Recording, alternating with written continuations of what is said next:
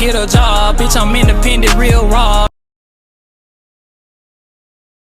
So it looks like an inverted head and shoulders right here. It's running out of space. I'll buy aggressively right here. 40 pips where it's currently at. So 13 pip stop loss, 42 pip gain. So that'd be nice to see play out. Does that make sense? Yeah.